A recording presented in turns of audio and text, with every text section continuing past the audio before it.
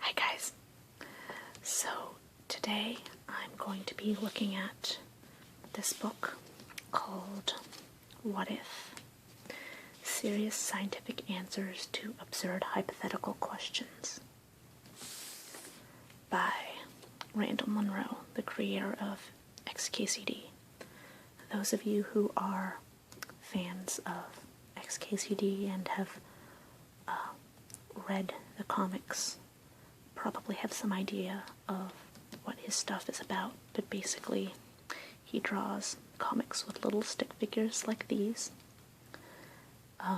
who talk about science and philosophy and all sorts of interesting things. And because he is a really smart guy, he started receiving a lot of questions from fans. And from this he came up with the idea of having a book where he just collected a lot of these absurd questions and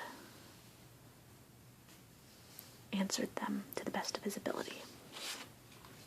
So, I have one in particular that I want to look at, but some examples of questions. Let's see if we can find a good one. So here's one. What would happen if the Earth and all terrestrial objects suddenly stopped spinning, but the atmosphere retained its velocity? Or what would happen if you tried to hit a baseball pitched at 90% the speed of light? Long story short, that's what would happen, pretty much. But of course he goes into far more detail than that, which I really like. He also has little weird and worrying questions. So, would it be possible to get your teeth to such a cold temperature that they would shatter upon drinking a hot cup of coffee? And the response is, thank you, Shelby, for my new recurring nightmare, because, yeah, that honestly sounds kind of terrifying. And let's see. How many houses are burned down by the United States every year? What would be the easiest way to increase that number by a significant amount? Say at least 15%. That one's anonymous. So, that's a little bit of a suspicious question to be asking, you know. So, the question that I wanted to show you guys is one of the, I guess, more well-known questions for those who have actually read the book. More well-known, I think, because the inside of the cover includes part of the answer, but I will show you that after. But, and also because there are two parts to this question. On our way there, let's look at other questions. So what would happen if everyone on Earth stood as close to each other as they could and jumped, everyone landing on the ground at the same instant?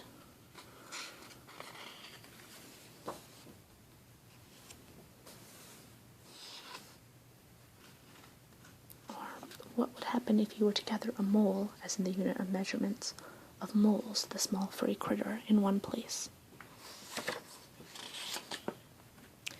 And basically, there would be so many moles. The moles would cover the Earth, basically. So, you couldn't really have them all in one place. And as you can see, there are explanations with these little pictures every once in a while.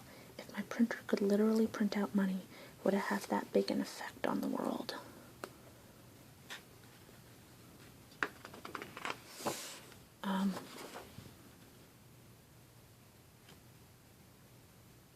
But let's see. Yeah, it looks like it would make you very rich, but it still wouldn't be enough to put a significant dent in the economy, I guess. So, let's see. More weird and worrying questions. Would it be possible to stop a volcano eruption by placing a bomb, thermobaric or nuclear, underneath the surface? No. A friend of mine is convinced that there is sound in space. There isn't, right? Yeah, there's no sound in space. Okay, now let's get on to the question that I had saved for today. This one is called Drain the Oceans. This is one that this book, although it's, I want to say generally a lot of the questions you aren't going to understand with at least a high school knowledge, level of science knowledge, just like basic high school knowledge, not anything too out there. But there are questions in here that younger people can understand. So for example, my cousin who is in elementary school read this chapter with me, and she understood it pretty well. So anyone who's watching this should be able to understand this with as much science and geography as you know. But I believe it should explain most things. So anyway, how quickly would the oceans drain if a circular portal 10 meters in radius leading into space were created at the bottom of Challenger Deep, the deepest spot in the ocean? How would the Earth change as water was being drained? I want to get one thing out of the way first. According to my rough calculations, if an aircraft carrier sank and got stuck against the drain, the pressure would easily be enough to fold it up and suck it through. Cool. Just how far away is this portal? If we put it near the Earth, the ocean would just fall back down into the atmosphere. As it fell, it would heat up and turn into steam, which would condense and fall right back into the ocean as rain. The energy input into the atmosphere alone would also wreak all kinds of havoc with our climate, as with the huge clouds of high-altitude steam. So let's put the ocean dumping portal far away, say on Mars. In fact, I vote we put it directly above the Curiosity rover.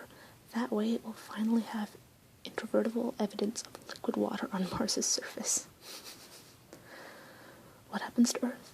Not much. It would actually take hundreds of thousands of years for the ocean to drain. Even though the opening is wider than a basketball court and the water is forced through at incredible speeds, the oceans are huge. When you started, the water level would drop by less than a centimeter per day. There wouldn't even be a cool whirlpool at the surface. The opening is too small and the ocean is too deep. It's the same reason why you don't get a whirlpool in the bathtub until the water is more than halfway drained. But let's suppose we speed up the draining by opening more drains. So the water level starts to drop more quickly. Down here it says, remember to clean the whale filter every few days, because some large animals might get stuck up in the bottom. Let's look at how the map would change. So here's how it would start. The drain would be right there.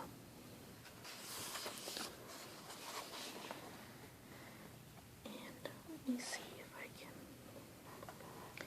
Here's the map after a drop of 50 meters.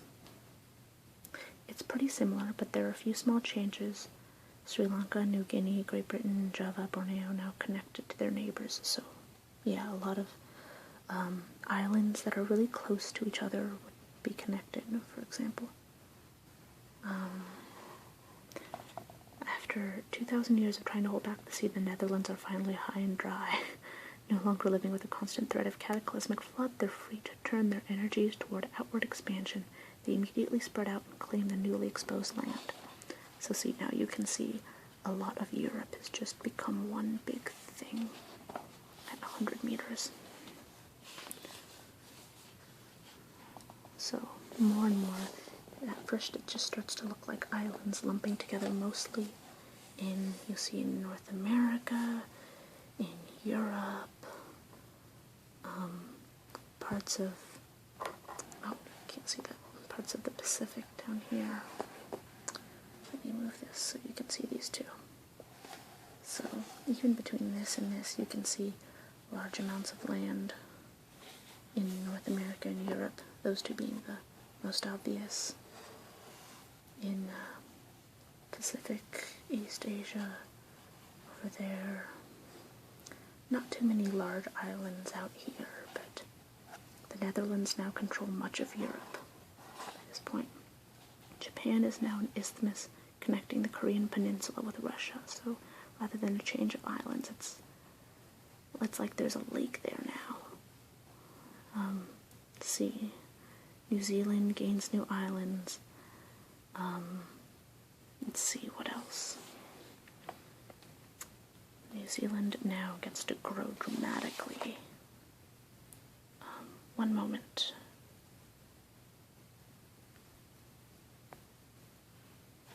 Alright, let's see what happens on the next page. So already you can start to see some pretty major stuff going on.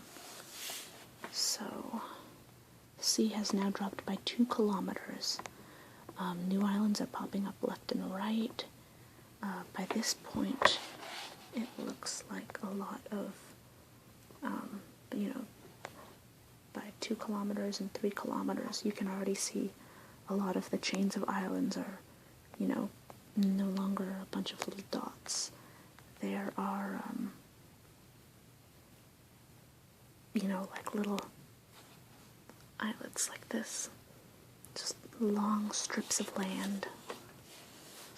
And then at 5 kilometers, you get this giant space of land here in the Pacific, where it looks like there are a lot of itty-bitty islands. I guess, that's how far below sea level the ocean goes there.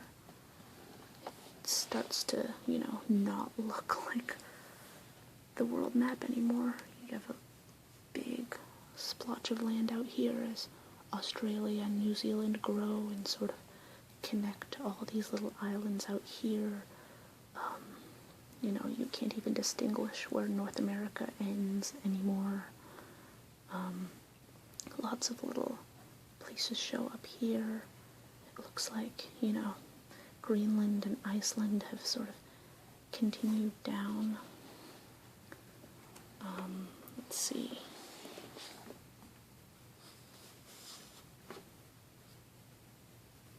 By this point, most of the major oceans have become disconnected and stopped draining. The exact locations and sizes of the various inland seas are hard to predict. This is only a rough estimate. This is what the map looks like when the drain finally empties. There's a surprising amount of water left, although much of it consists of very shallow seas, with a few trenches or waters as deep as 4 or 5 kilometers. Vacuuming up half the oceans would massively alter the climate and ecosystem in ways that are hard to predict.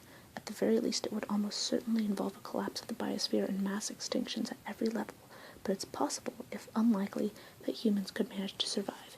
If we did, we would have this to look forward to. So he's basically saying the world has been taken over by the Netherlands.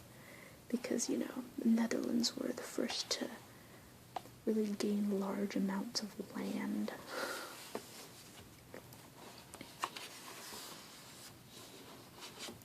Okay. And the next question expands on that a little bit. So, supposing you did drain the oceans and dump the water on top of Curiosity rover, how would Mars change as the water accumulated? So, we start with dumping it all. Curiosity is sitting in Gale Crater, a round depression in the Martian surface with a peak named Mount Sharp in the center. There's lots of water on Mars. The problem is it's frozen. Liquid water doesn't last long there because it's too cold and there's too little air. If you set out a cup of warm water on Mars, it'll try to boil, freeze, and sublimate practically all at once. Water on Mars seems to want to be in any state except liquid. However, we're dumping a lot of water very fast, all of it a few degrees above 0 Celsius, and it won't have time to freeze, boil, or sublimate. If our portal is big enough, the water will start to turn Gale Crater into a lake, just like it would on Earth. We can use the excellent USGS Mars topographical map to chart the water's progress. Here's Gale Crater at the start of our experiment. As the flow continues, the lake fills in, burying Curiosity under hundreds of meters of water.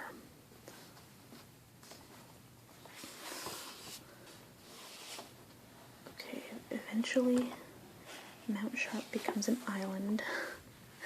However, before the peak can disappear completely, the water spills over the north rim of the crater and starts flowing out across the sand. There's evidence that due to occasional heat waves, ice in the Martian soil occasionally melts as flows as liquid. When this happens, the trickle of water quickly dries up before it can get very far. However, we've got a lot of ocean at our disposal, so it'll start to create a little river.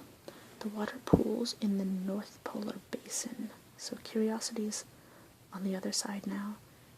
It'll start to create a little river, and then there's the North Polar Basin right there, this being the North Pole, so it goes over the top.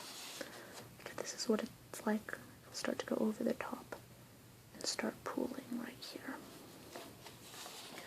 It'll start to fill the basin, so now, look, this looks a little bit more like a planet, sort of like Earth. There's a little cap there right at the North Pole. However, if we look at the map of more equatorial regions of Mars where the volcanoes are, we'll see there's still a lot of land far from the water. So if this was, a map, it would all sort of be up at the top.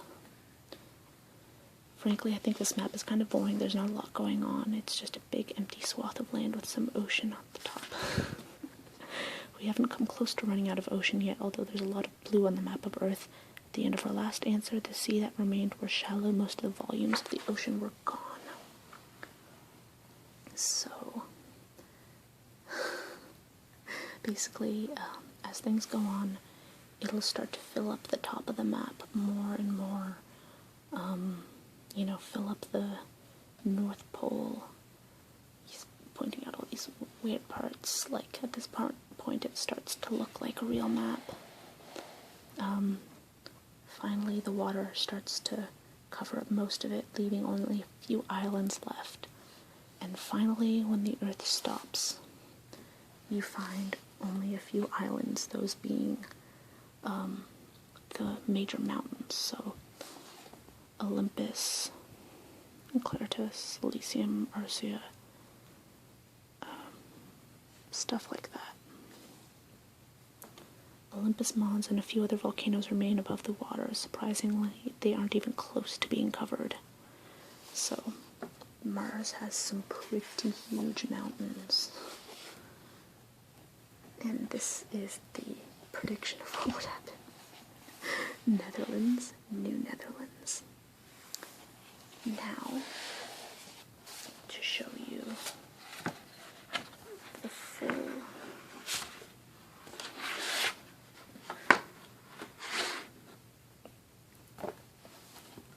I love this part. So, this in the inside flap shows you the world after a portal to Mars opened at the bottom of the Marianas Trench, drenching most of the oceans. So,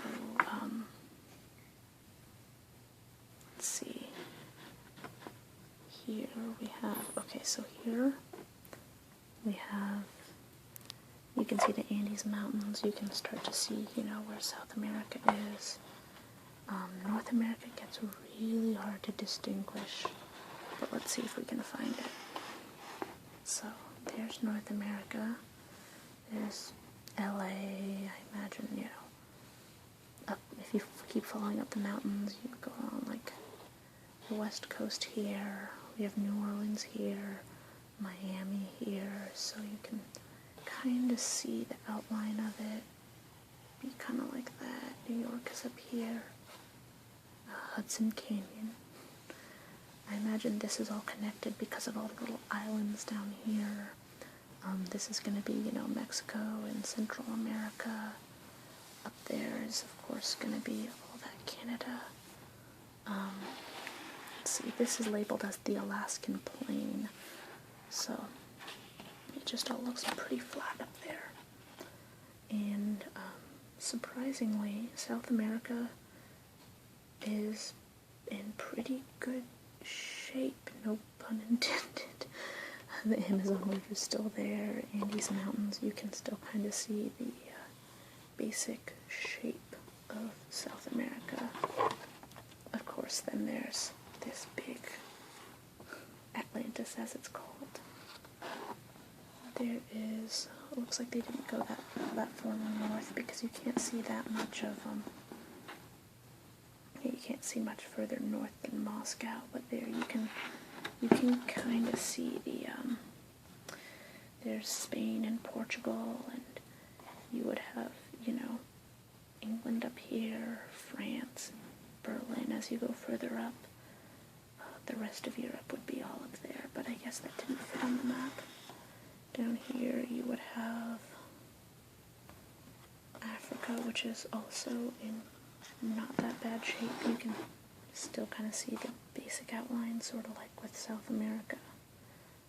I guess the seas around these two are quite big, but then again they don't have a whole bunch of little islands like Europe and East Asia do. Let me see if I can find India. Yeah, Mumbai's here, so I guess because of Sri Lanka and a lot of the islands south of that, it's all become connected now, although the Arabian Sea is still there, the Indian Sea is still there, the Sea of Madagascar. Where is Madagascar? I imagine it would be here somewhere. No, Madagascar. If this is Africa, then Madagascar would have to be here somewhere, right? If I know my geography right. It would have to be here, so Sea of Madagascar would be here because of that.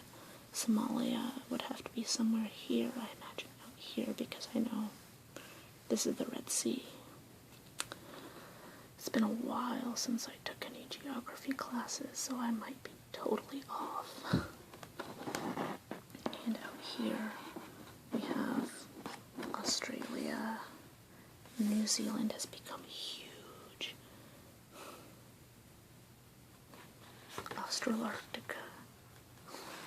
Maybe Australia and New Zealand will finally get some sort of respect instead of being, you know, constantly shoved out of the way and just made fun of every once in a while. Aha, so here's the drain. The drain is right here. You know, North Philippine Sea here in the Philippines. There's China, Hong Kong, Singapore, Beijing. Yeah, it doesn't go all that far north, but there's Tokyo. You're gonna have Japan around here. Yeah, and then just large swaths of land where you would normally have sea in the Pacific Ocean. So yeah, that would be our new world map if you started to drain everything. So I hope you guys found that interesting.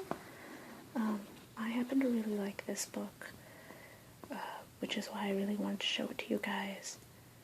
And I figured this would be the most, you know, interestingly visual thing, something that doesn't require ridiculous amounts of, you know, chemistry knowledge or anything like that. But hopefully you guys liked it. And that's going to be it for today. I'll see you guys next time.